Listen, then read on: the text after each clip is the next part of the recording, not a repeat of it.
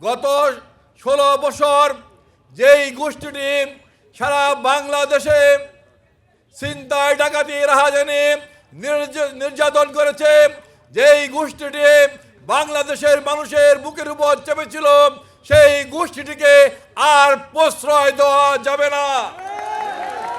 নিজের শক্তি বৃদ্ধির জন্য আওয়ামী লীগের কোন নেতাকর্মীকে প্রশ্রয় দেওয়া যাবে না, সাথে নেওয়া যাবে না।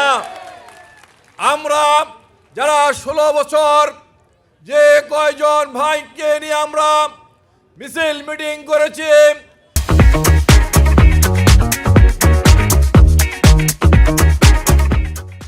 তাদের নেতৃত্বেই আমরা এই এলাকায় জাতীয়তাবাদী স্বেচ্ছাসেবক দলকে আমরা শক্তিশালী করব। যারা জয় বাংলার স্লোগান দিয়েছেন, যারা বিভিন্ন সংগঠনের স্লোগান দিয়েছেন, তাদের নিয়ে আমরা আমাদের দলকে শক্তিশালী করতে চাই না। যারা সম্পূর্ণ নবেন, যারা কখনো কোনো রাজনৈতিক দলের স্লোগান দেননি, যারা জীবনে প্রথমই আজকে শহীদ জিয়ার স্লোগান দিতে যাচ্ছেন, জীবনে প্রথম বেগম খালেদা জিয়ার স্লোগান দিতে যাচ্ছেন, যারা জীবনে প্রথম তারেক রহমানের স্লোগান দিতে যাচ্ছেন, তাদেরকেই নিয়ে আমরা আমাদের দলকে শক্তিশালী করব, আরো বেগবান করব। দীর্ঘ 16 বছরে ইলিয়াস আলী গুম হয়েছেন, চৌধুরী আলম গুম হয়েছেন, বৃহত্তর তেজগাঁ সুমন গুম হয়েছেন, এমনিভাবে সারা বাংলাদেশের শত শত নেতাকর্মী গুম হয়েছেন, লক্ষ লক্ষ নেতাকর্মী কারাগারে গিয়েছেন, লক্ষ লক্ষ নেতাকর্মী মামলা খেয়েছেন।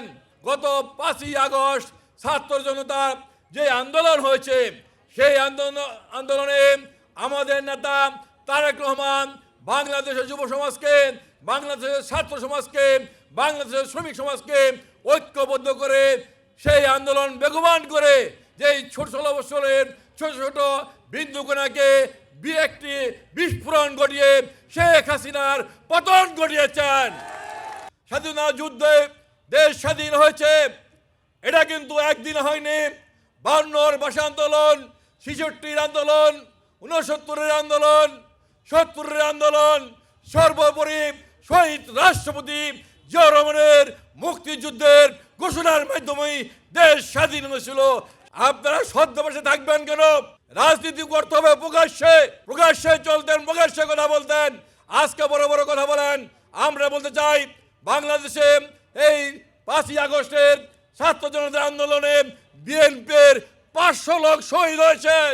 আপনারা যারা বড় বড় কথা বলেন, আপনাদের কোনো লোক শহীদ হয়নি, বিএনপির লোক শহীদ হয়েছে, সাধারণ জনগণ, সাধারণ ছাত্ররা শহীদ হয়েছে। যে গোষ্ঠী আজকে গোলাপানিতে মাছ শিকার করতে চায়, তারা 5ই আগস্টের পরে 5টি ব্যাংক দখল করেছে।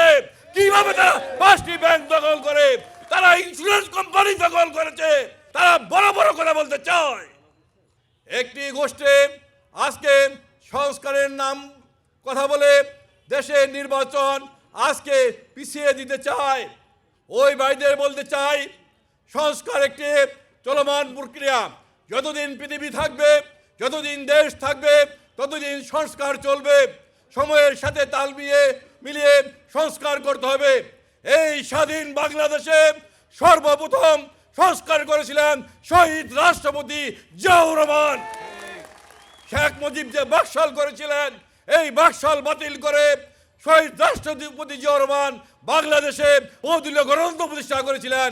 এই এলাকায় মাদকের সাম্রাজ্য করেছিল যেই গোষ্ঠীটি এই এলাকায় চাঁদাবাজি দখলবাজি করেছিল, তারা বিভিন্নভাবে আজকে রং পাল্টিয়ে আবারও চাঁদাবাজি, সন্ত্রাস এবং মাদক ব্যবসার নিয়ন্ত্রণ নিয়েছে। তাদেরকে অবিলম্বে গ্রেফতার করতে হবে।